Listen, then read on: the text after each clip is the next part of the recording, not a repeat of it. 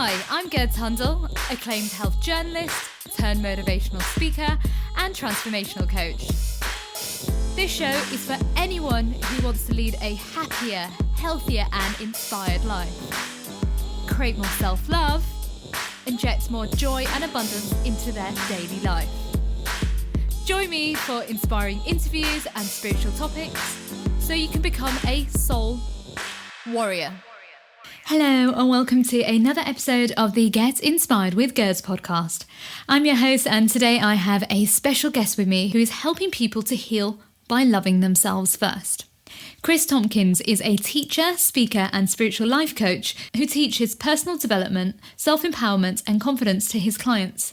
He has spoken at TEDx about what children learn from the things they aren't told and believes that we can all connect with our spirituality and take full responsibility for our own lives. Chris, it's an absolute pleasure having you on the show, and thank you for joining us. Yeah, thank you for having me. Oh, bless you. Well, Chris, your story really interests me because it's a journey from, like you were talking about earlier about, that unhappiness and finding that road trip to love. So could you tell the listeners what your life was like before you became a spiritual life coach? Yeah, I was definitely a person who was a victim in my life, blaming a lot of people around me. I kind of was the person who was looking at everyone else and saying, God, their life is so much better than mine. And I had moved out to LA for a dream job and around 2008. And when I got here, I remember this moment talking to my father. I was on a phone call with him, just telling him about how unhappy I was. And I had this moment of realization where I was like, wait, I'm working at my dream job, this job that I had, thought about for so long, and I'm unhappy. What's going on? There must be something deeper. And I think that deeper question I asked myself was answered. And so it wasn't answered in the way that maybe I would have liked it to have been answered, but it kind of propelled me on this path inward, and my life kind of fell apart. And hindsight's 2020. At the time, it seemed awful, and it was awful. It was a very challenging experience for sure, but it was the very thing that led me to where I am today. And it required me to take really a lot of responsibility for my life and what I was creating and how I was living my life, really. Yeah. So what did you do next? You realized that you were unhappy in your life. So what was the next step for you? Well, I really believe that the universe speaks to us, when you have that deep desire or question, and the universe, God, whatever you want to call it, answers and speaks to us through other people or relationships. And so I was working with a friend at the time, and this was around 2011. And I remember specifically, it was 2011, the fall, because I was going to New York for a work-related trip, and my friend was also going to be there. And he texted me and was like, hey, my sister is coming to visit. We were in different cities, but our flights arrived around the same time. So he asked if we could share a taxi to the city. And I was like, sure. And I had never met her. And so when I met her and we shared the taxi ride, it was just a beautiful experience. She was very much a spiritual person. She was going to graduate school for transpersonal psychology. And so we just had an amazing conversation, and she was kind of asking me deeper questions. And so when we got to the city, I was there for work, and I only had one night that was free. And that night happened to be 11/11/11. I love that. And I had no idea what that was, but she texted me and was like, hey, my brother stood me up, who my friend was her brother, stood me up. Do you have plans tonight? And I was like, no, like if you want to grab dinner. And so our hotels happened to be close to one another. And so we ended up going to dinner, and I remember her asking me, do you know what tonight is? And I was like, no. And she's like, it's 11/11/11. I was like, oh, that's great. I'm like not knowing anything. And so that kind of marked my experience of really opening up. She had asked me, she was looking for clients because she needed to get hours for her graduate school. And I remember she had asked me if I would be interested in coaching. And I was like, no, thanks. I'm good. And, because I thought my life was fine. And then she asked a few other times. And finally I was like, okay, fine. And then that really, for me, it wasn't until 2012 we started to work together. And that was what kind of cracked me open and started to go inward in my own life, deeper into my own life, and look at really how I was the co-creator of my experience. So that was kind of the first part. Wow. Can I just say that it's so interesting about the numbers thing? Like, I feel like it's not that we're looking for those numbers. It's when, like you said, when somebody up there is trying to give us a sign, that those numbers just emerge. And then when we kind of start to see the patterns a lot, then that's when we start to question it. Oh, yeah, for sure. I mean, that was kind of the first leg of the trip or the experience. Yeah, and I mean, I'm happy to share the second part, but that was really the kind of the beginning of my personal transformation, just kind of stepping onto the path. Wow. So the second part, I remember I was going to a book signing here in Los Angeles for Doreen Virtue. And I was at the Studio City Library. It's a city here in LA. And I was at the library waiting for a friend to come pick me up. And I just happened to be browsing the self-help section, which that's where I, would always be drawn to. And I saw this book, and it was like this kind of old looking book, and the colors on it kind of caught my attention. And so I picked it up, and I remember looking at it, and it was You Can Heal Your Life. Aww. And I just started flipping through it. And it was one of those things where you're standing in the library or the bookstore and you're reading through it, and you're like, ooh, I like what I'm reading. So I went and sat down, found a chair, sat down, and started reading it. And I was like, whoa, I had never heard of these things before. And so then I actually flipped. I just happened to flip. And right now it's funny because I'm looking at the book and I flipped to the same page. Yeah. But I flipped to page 133 in the book. And maybe the page is very depending on what kind of book it is. But basically it was towards the back of the book. And there was a page that was on there that was describing the gay community, specifically gay men. And I'm a gay man. And so I was reading it, and I was like, everything I was reading, I'm like, oh my gosh, this sounds as though it's whoever was writing this book is talking about today, like modern times. But it looked old because it was a used copy. And so I remember thinking, wait, it looks old. Why is it talking about current stuff? So I flipped to the date to see when the book was written. And it said 1984. And I remember I had this like visceral experience. Like I felt it in my body. I was like, oh my gosh. It was like this feeling of, oh, wow, there's still so much healing for us to do as gay men and just, I think, people in general. But for me, it really spoke to me. And so that was my first introduction to Louise Hay and You Can Heal Your Life. Wow. Yeah, so that's the second leg of my trip. Do you know what's interesting is that, I don't know, like yourself, when I started my own journey in 2012 as well, like yourself, I started seeing these numbers and I'm like, this is weird. And then every shop I'd go into, I'd see like 1111 or 2222. And then they started changing to 1818 and like lots of different numbers. And then I'd be, like yourself, I'd be sat in libraries and books would just fall off the shelf out of nowhere. And I'd be like, what is this? Oh, totally. Yeah. And I remember when because I was working with, my life coach, the girl who I described. And I remember one time meeting her at a coffee shop, and I walked in because I had been seeing numbers a lot. And I remember I sat down, I'm like, Tori, I'm seeing a lot of same numbers. And I remember she just looked at me like she knew. She's like, oh yeah, you're opening up. I was like, okay, not really knowing what that meant, but it was just funny. It was very much that synchronistic kind of, timing and just my, I think the journey of becoming aware and the universe just really opening up and expanding, calling you really. Yeah, absolutely. It's almost like somebody's giving these messages to us to say, hey, come and look at me. Yeah, for sure. Here's the way, and it's leading you deeper and deeper into your own life. And those are just kind of those omens, if you will, that you get that help you along, that kind of guide you. And if you're open to them and you're awake and you're noticing, then you can kind of, it's like breadcrumbs. Yeah, that is so true. And if you keep following the breadcrumbs, it's just going to get better and Yeah. better. Yeah, and oftentimes the breadcrumbs lead us into this dark forest, and so you're like, wait, why am I going into this dark forest? But that's kind of where you go to do the deeper healing work. And it can be scary, and it is scary sometimes, but you're always being guided the right way.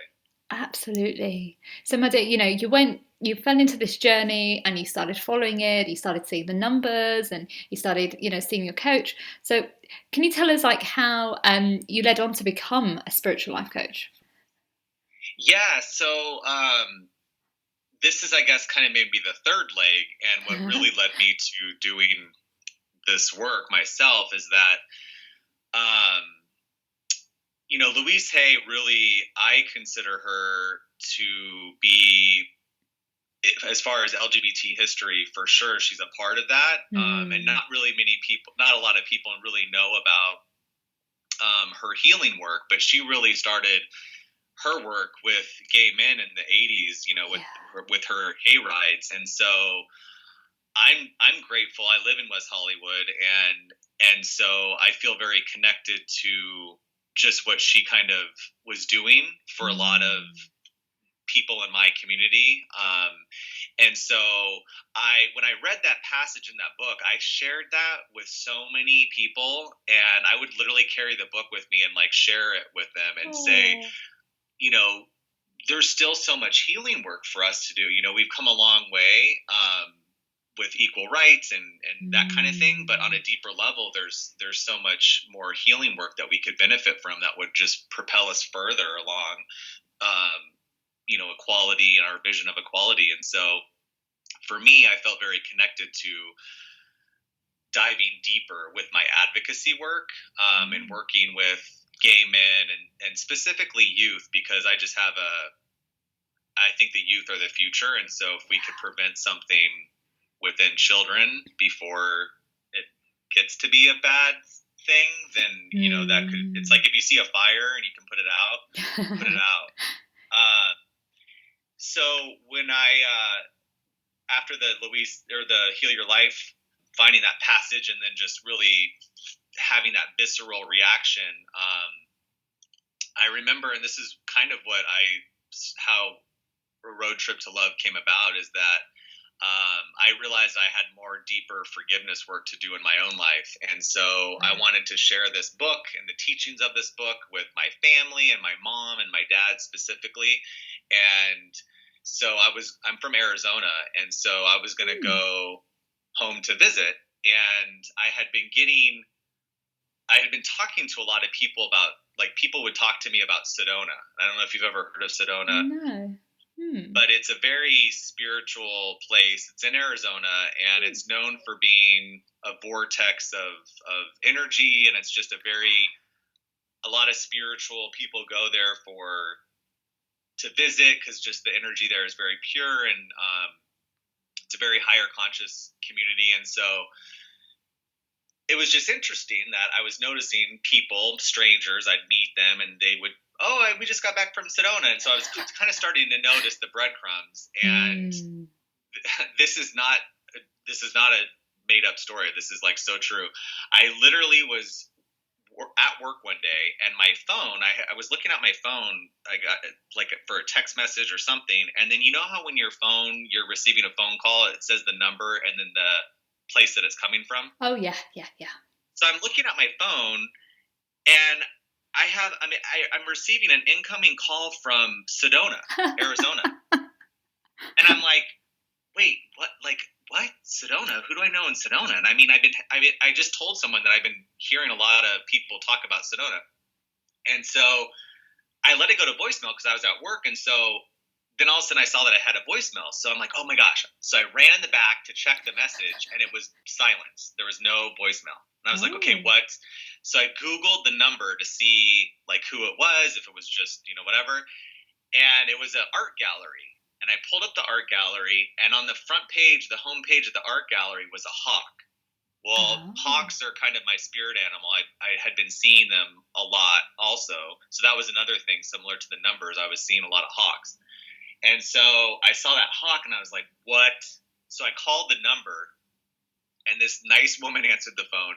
And I said, hi, I just received a missed call from this number. And she goes, oh, I'm sorry. I must have dialed the wrong number. And I'm like, No way. no, you don't understand. I've been getting call or missed signs from Sedona. And she's like, oh, well, honey, when you're here, you just have to visit us. And I was like, okay, this is too weird. So I remember I went and I met my life coach, Tori is her name, and I went up and met with her, and she's like, oh, honey, you're getting the call.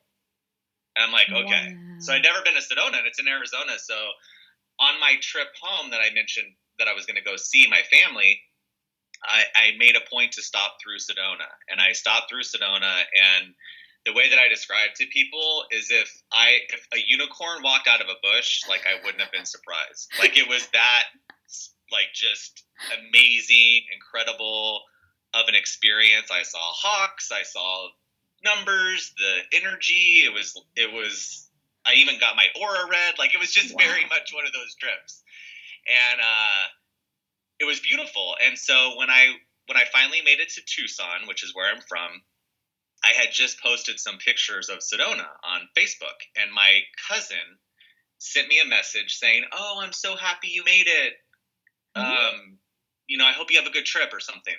And I was about to meet my dad, and my dad, that's a whole nother phone conversation for me to talk about. But my dad, there was a lot of stuff in history with my dad, and I was about to meet him for lunch, and I was going to give him the Louise Hay You Can Heal Your Life book, and I was going to have a forgiveness conversation with him. Wow.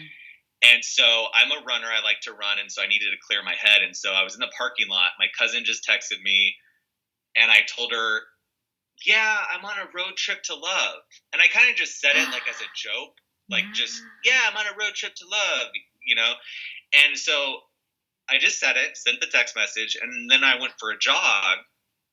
And as I was running, it was like every time I put my foot down, I was like, I am on a road trip to love. That's what this is. That's what life is. Life is a road trip to love. Like we're all on one. And every time I was, my foot would hit the ground, it was like, it was grounding more and more into me that this is what it is. Like life, we're all on. If it's a love of self, love of God, love of the universe, love of another person.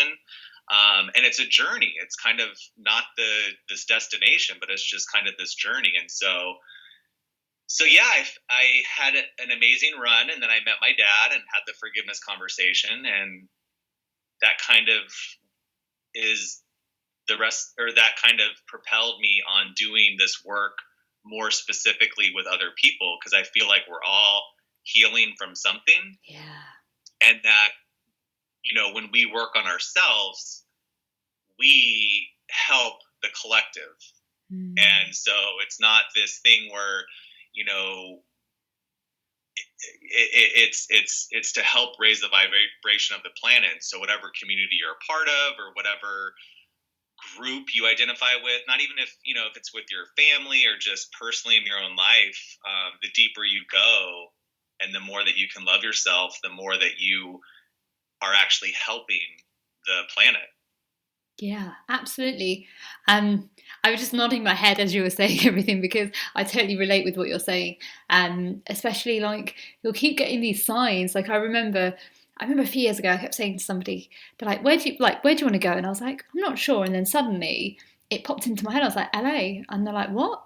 And I was like, I just need to be in LA. And they were like, where? And I was like, and suddenly it's like somewhere out of nowhere, there was a sign that said Santa Monica. And I was like, oh my God. And then literally everywhere I kept going, there was signs of Santa Monica. There was people that I was interviewing in Santa Monica. There was people I was interviewing in LA. Yeah. And like a lot of my friendship circles are in LA now. It's so, really? Oh, wow. That's amazing. Yeah. It's unbelievable that once we kind of almost allow ourselves to be open to receive, the signs come to you, don't they? Yes, for sure.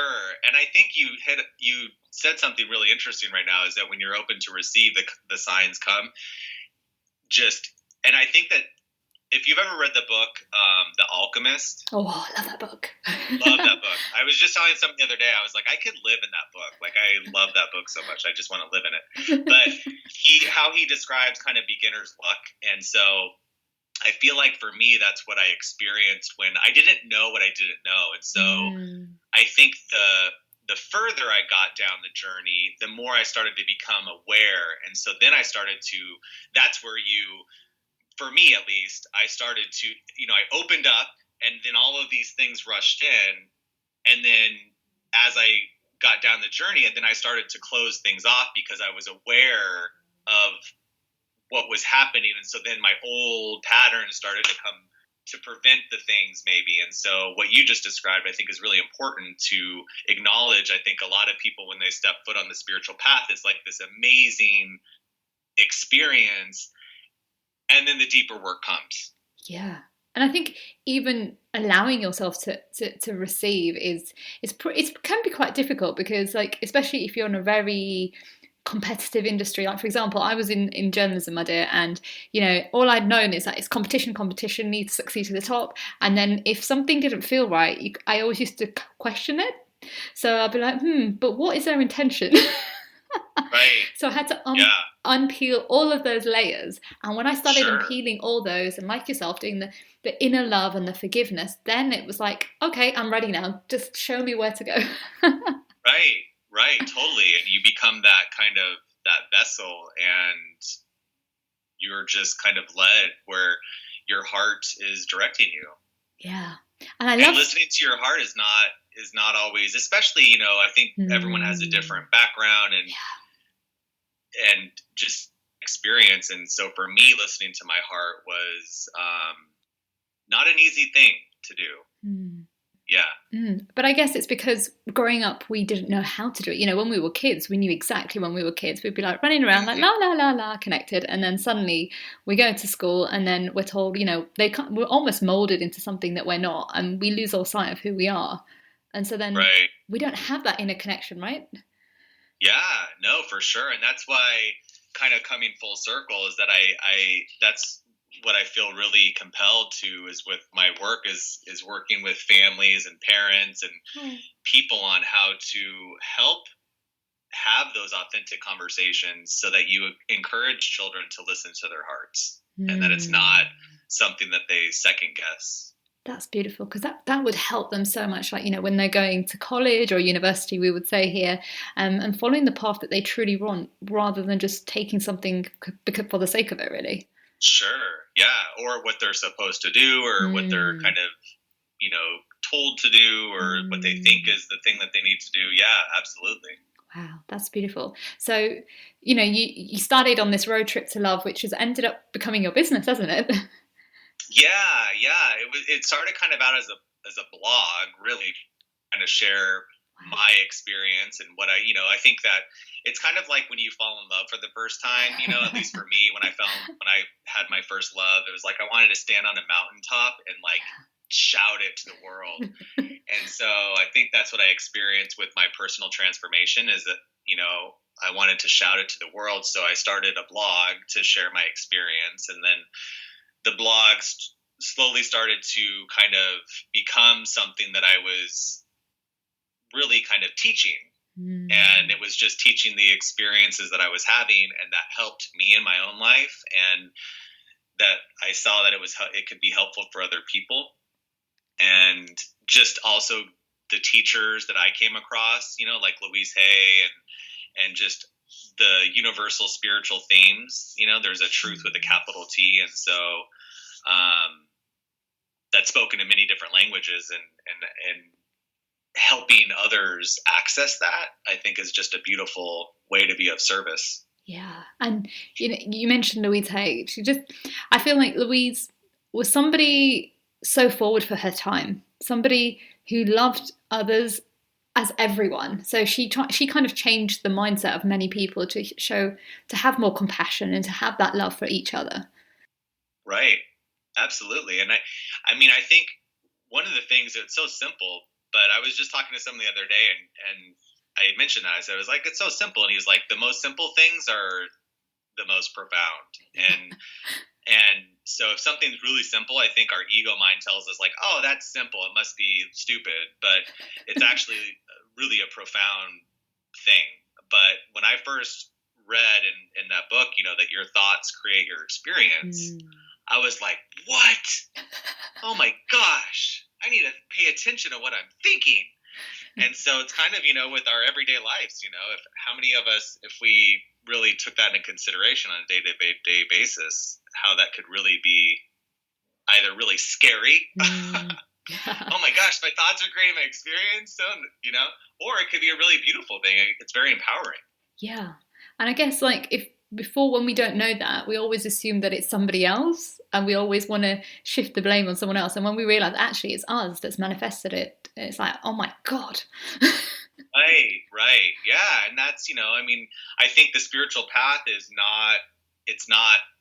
I think it sounds really appealing because it just sounds so, and it's a beautiful thing for sure. But I think that, what you just mentioned is it's kind of like anything that you commit to, there is work involved. And if you really commit to it, then you will see the results. And it's just like that with our spiritual journey. Yeah, absolutely. Wow, gosh, my dear, we're coming towards the end of the show already. It's gone so fast. I've got a few more last questions for you. And sure, yeah. My first one is, what are your 5 top tips for someone who's struggling to heal from within? 5? Only 5? No, well, you can do more if you want.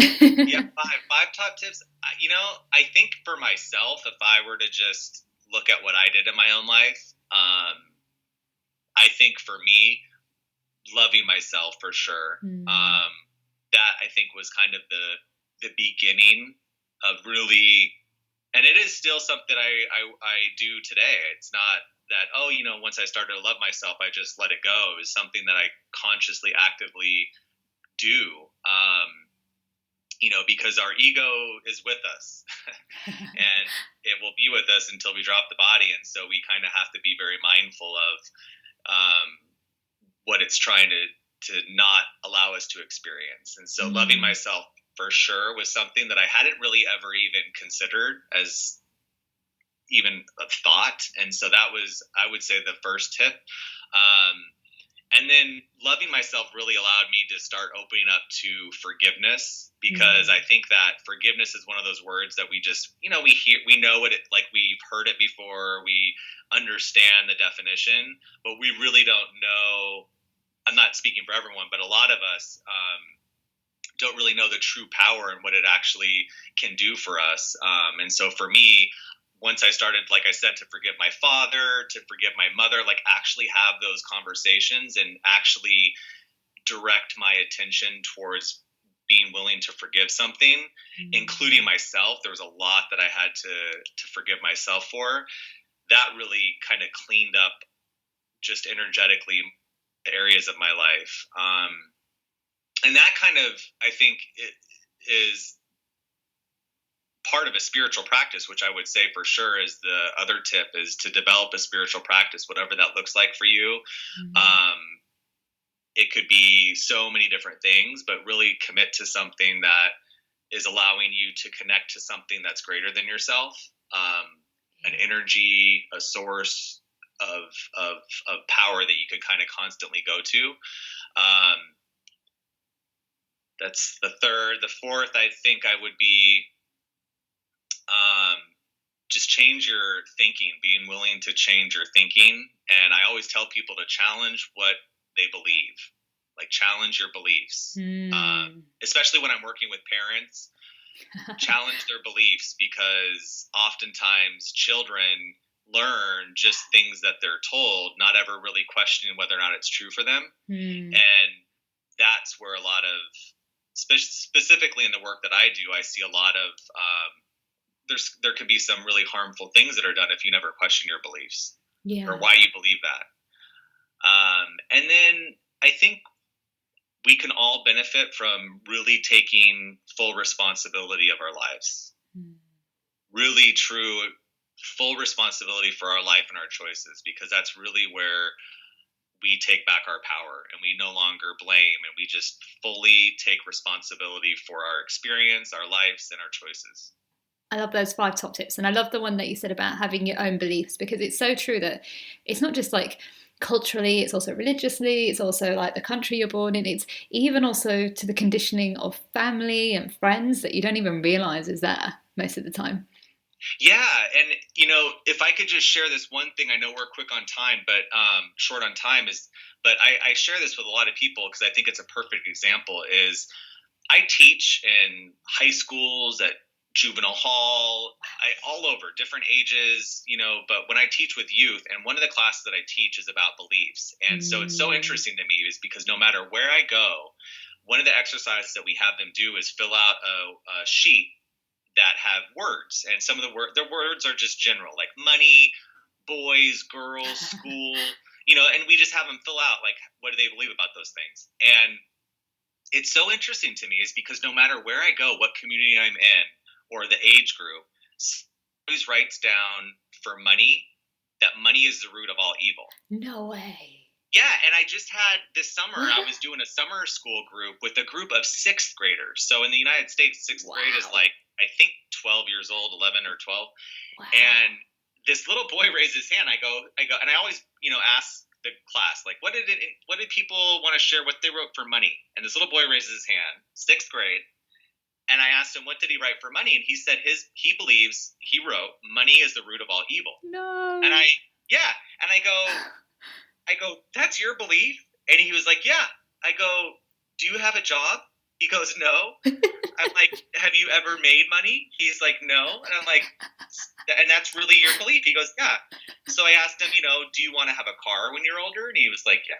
Yes. And I go, would you like to have a house? And he was like, yeah. And I'm like, okay. So, we established the fact that he could see the value of money. And then he revealed, or he shared, that his mom, it's something that his mom says a lot. And if anyone who's listening recognizes is that that's actually a biblical reference, but it's not even the full sentence. The full sentence in the Bible is that the love of money is the root of all evil, which, again, that's a whole separate talk show or or conversation. But my point is that's how we kind of just take on snippets of information that we're told. And if there's a little boy who's in 6th grade who has the belief that money is the root of all evil, I would venture to say that when he's older, if he gets a paycheck, he's going to want to get rid of that money, because if he believes that it's the root of all evil, he's never going to want to unconsciously hold on to money because it's bad. Wow. So that's my point of just really exploring our beliefs and challenging them and being willing to challenge them. That's so unbelievable. Like at that age to even have that thought, I think. Yeah. But it is so true. What we learn from a young age is what we kind of become, and it's only if we have that courage, like you said, to question those beliefs and where they came from, and actually realize what do we actually believe in rather than what the person's been telling us. That's when we take our power back. Yeah, and it's not a bad thing at all. It's not to condemn or to shame any, that boy has a bad parent. No, at all. It's that we're part of a collective. That's why I always, when teaching kids, you have to understand, like, if you don't get, like, we're so connected, like, we're all connected, like the planet. And so we're just part of this system. And so when we get to challenge the things, it's not a bad thing. It's a beautiful thing. Yeah. Because you're allowing yourself to be who you're supposed to be. That's right. Yeah. I get what you mean. Exactly. We're remembering who we really are and sharing that with everyone else allows them to do the same thing. Yeah. And so if my listeners would love to find you, where can they find you online? My website is www.aroadtriptolove.com, all one word, or I'm on social media. The same is just the handle, A Road Trip to Love. Amazing. And my last question is, what are you most grateful for? What am I most grateful for? Wow. In this moment, I'm most grateful for my family. Oh. Yeah, I have 5 nieces and nephews, and they're getting older, and I just talked to my one nephew last week, and he just turned 8, and we used to have this thing where I don't even know when it started, but whenever he would call me when he was little, we would always do this thing where he'd be like, "What did you eat for dinner?" And I'd be like, "Grasshopper pizza," and then he'd be like, "Ooh, guess what I ate?" And then we would just go back and forth, and he would say something with like spider legs or whatever. And so last week when I called him for his birthday, I said I try to do that, and he literally was like, "No, I don't think so." And I'm like, "Oh, you're too old now." And he was like, "Yeah." And I'm like, "Okay." So I'm really grateful for my family because they've taught me so much about love, and yeah. Oh, that's so cute. I know. Sorry if I told that too long. I love telling their little stories. No, it's so sweet. I love that. I love it. Yeah. So thank you. Bless you. Well, Chris, it's been amazing having you on the show, and thank you for sharing your story and how you're empowering other young people and helping others to realize that it is possible to follow a road trip to love. Yeah. Well, thank you so much, Gers. I really appreciate it. Oh, bless you. What a great interview with Chris. Do check out his website because it comes from a place of such love and such beauty, and he knows what it's like to be there at the lowest points in your life and trying to find out who you really are. Now, unfortunately, that's the end of the show. Don't forget that you can find me on Facebook at Get Inspired with Gers. You can find me on Instagram, and you can find me on Twitter at I am Gers. And before I leave, I want to leave you with this quote. Perhaps we love ourselves so fiercely that when others see us, they know exactly how it should be done. That's a quote by Ruby Francisco. Take care and I'll see you in the next show. Bye.